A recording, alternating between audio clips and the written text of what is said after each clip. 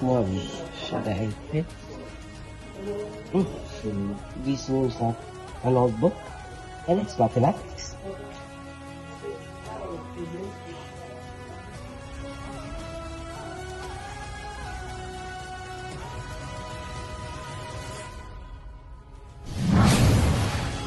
Hey, look at this man. What are you doing here? Are you here for math or no? Let us take you to the wonderful world of math!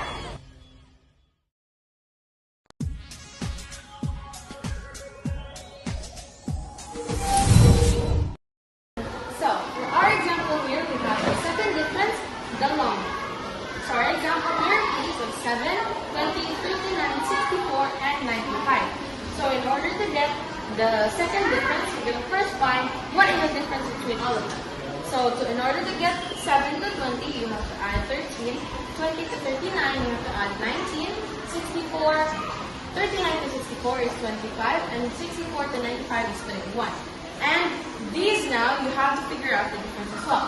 So the difference between all of them, all you have to do is add 6. So, first is step 1. You have to create the table. The table in which you do the n and also the a something, as shown here. So, for step 2, you need to find the missing equations, 5 equations in total, for you to find the a, the b, and the c. So the first equation, you are going to substitute an squared plus bn plus c. So if there's 1, you're going to substitute the n with 1. And then for the next equation, you're going to substitute the n with 2. And the third equation, you're going to substitute the n with 3. Now, for the fourth and the fifth equation, these are kind of different. You are going to take the first equation and the second equation, and you're going to subtract them. When you subtract them, the answer will always be 3a plus b. But the last part, or the equals, will always be different. So 3a plus b, the answer here will be 15. And then the next one, you are going to take the second equation and the third equation, and you're going to subtract them as well. When you subtract them, the answer will always be 5a plus b. But again, the last part will always be different. So what's different here is 5a plus b is equal to 19. So now when you have all of your 5 equations, you will now start on step 3. Step 3 is to find the a, the b, and the c. So, the equations we have here is 3a plus b is equal to 13, which is the fourth equation, and 5a plus b is equal to 19, which is the fifth equation. So, when you subtract them, you're going to go from bottom to top. From 5a minus 3a is going to be equal to 2a. b minus b, simply just scratch it out. So, for the other side, it's going to be 19 minus 13. 19 minus 13 is equal to 6. So, you must isolate the a. So, 2, what you need to divide to 2 in order for it to be 0, which is 2. So, 2 divided by 2 is equal to 0. Scratch that out, which leaves you with a. The next one is going to be 6. 6 divided by 2, since you did it on the other side, 6 divided by 2 is 3. So, your a is going to equal 3. So, here is b. In order for you to find b, you are going to take the fourth equation and you are going to substitute the a, since you already have the value of a. So 3a plus b is equal to 13. You're going to substitute the a with 3. So 3 times 3 is going to equal 9. So 9 plus b is equal to 13.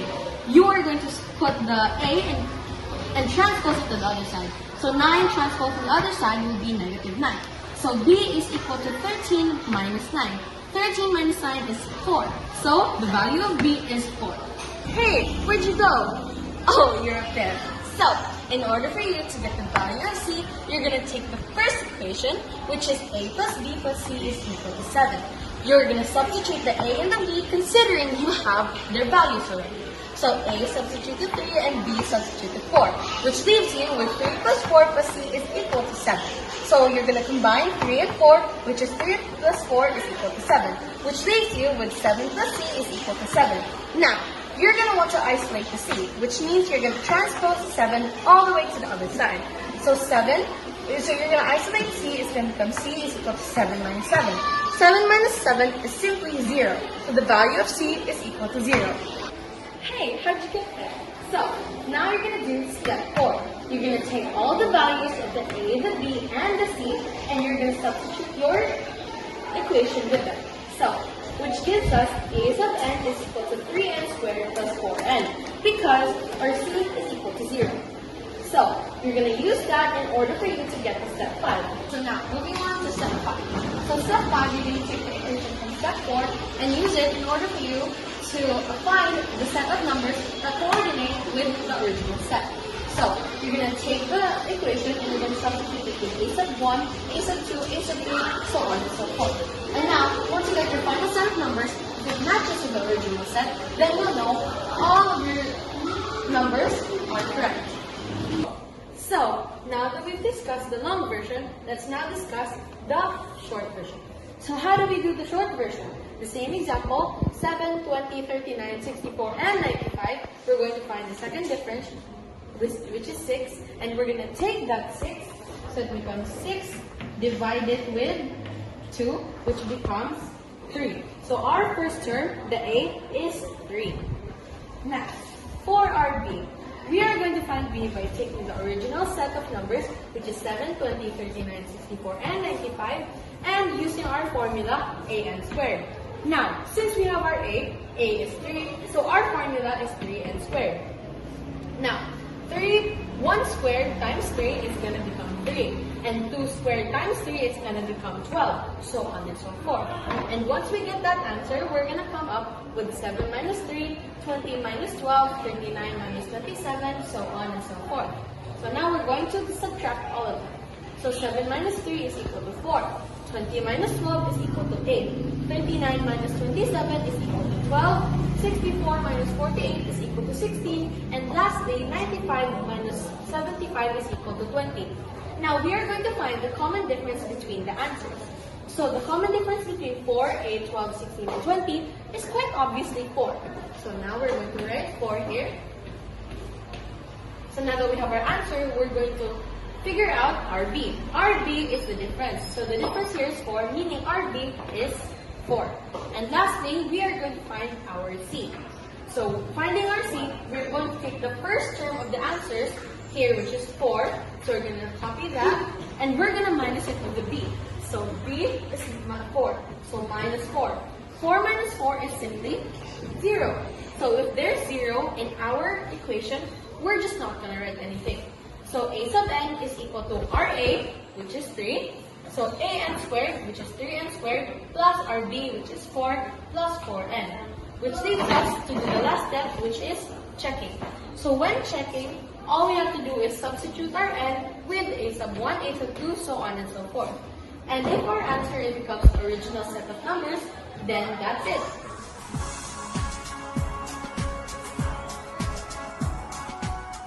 Uniform sequence is a sequence where the difference in every term is the same. So in order for you to know if the sequence is a uniform sequence, you have to find the difference. So the difference in my given numbers is 25. So adding 25 to 408 gives 433, and so on and so then. Equals to 484. Where are you? Oh, there you are. Okay, so 508 plus 25 is equals to 533. The last term is 533 plus 25 is 558. So, yeah, that's it.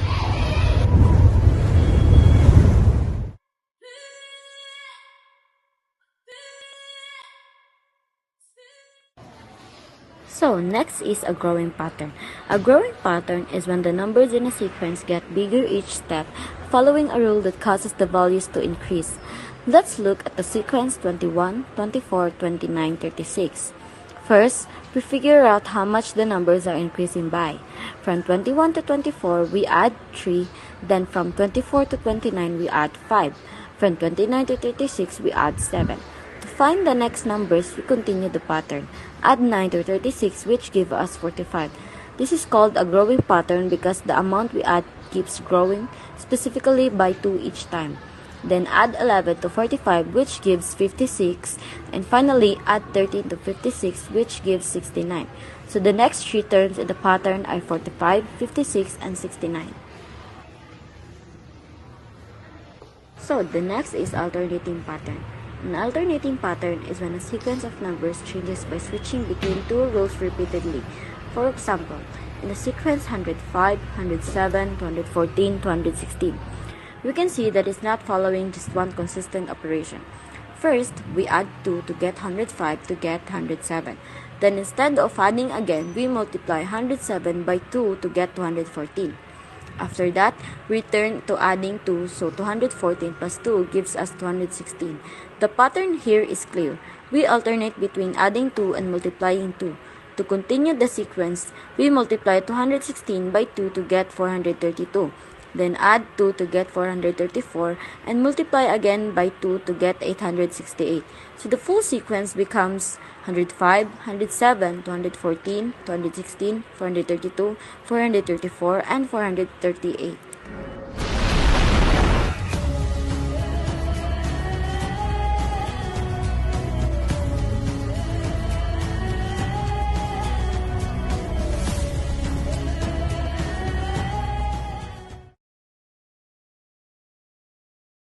This is a free-form sequence. A free-form sequence is a combination of two sequences. For this example, we have growing and alternating. So, as you can see here, 4 times 2 is equals to 8. Then 8 plus 10 is equals to 18. Since it is growing, we also add the next term next to 4 by 2 because it is growing. So let's find the next three terms. So 84 times 6, since we already know it's growing by 2, it is 4 last, so we add 2, so it becomes 6. So this should be 504. And this, since we already know it's growing again, this should be 518. And since it is growing by 2, we should know that this is 4144. So now that we got the long version, here is the short version. First step is to identify the given. So our given here is 9 over 10, 1, 11 over 10, 12 over 10, 13 over 10. So you might be wondering, why is this 1? This is 1 because it is a simplified form of 10 over 10. The second step is we must identify their difference. So as you can see here, their difference is 1 over 10 and 1 over 10, 1 over 10. It's just the same. That's why the A here is 1 over 10. The next step is to find B. Now, you find the B using the first given here is 9 over 10. So that's why we copied it here. And our A. So this is our A. That's why we copied it here. Next, you subtract it by A. So the first given, you subtract it by A. So that's how you get 8 over 10. This is our final equation, which is AN equals 1 over 10 and plus 8 over 10. If your checking sequence leads up to the given sequence, then your value for A and B is correct. Thank you.